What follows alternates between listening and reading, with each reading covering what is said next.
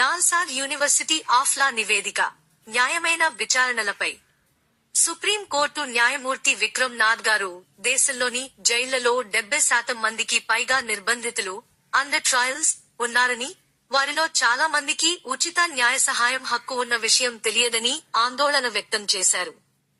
ఈ విషయాన్ని హైదరాబాద్లోని నాల్సాద్ యూనివర్సిటీ ఆఫ్ లా రూపొందించిన న్యాయమైన విచారణలపై నివేదిక ఫెయిర్ ట్రయల్ ప్రాక్టీసెస్ రిపోర్ట్ వెల్లడించింది. ఏమిటి ఇది?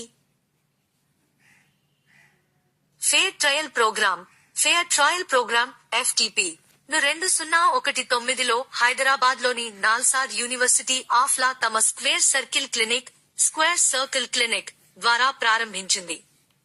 ఈ కార్యక్రమం భారత జైళ్లలో ఉన్న నిర్బంధితులకు, ముఖ్యంగా సామాజికంగా వెనుకబడిన వర్గాల వారికి న్యాయ ప్రతినిధిత్వం మరియు న్యాయ సహాయం అందిస్తుంది. ప్రధాన ధోరణులు 2019-2024 న్యాయ ప్రతినిధిత్వం 41.3% నిర్బంధితులకు ఎలాంటి న్యాయవాది కేటాయించబడలేదు.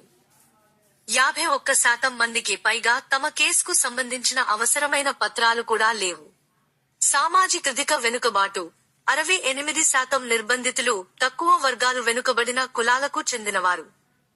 80% మంది అవ్యవస్థీకృత రంగంలో పనిచేసేవారు.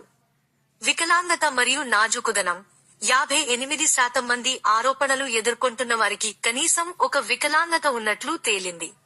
ఉచిత న్యాయ సహాయం వినియోగం రాజ్యాంగ మరియు చట్టపరమైన హక్కులు ఉన్నప్పటికీ కేవలం 7.91% మాత్రమే లీగల్ ఎయిడ్ పొందారు.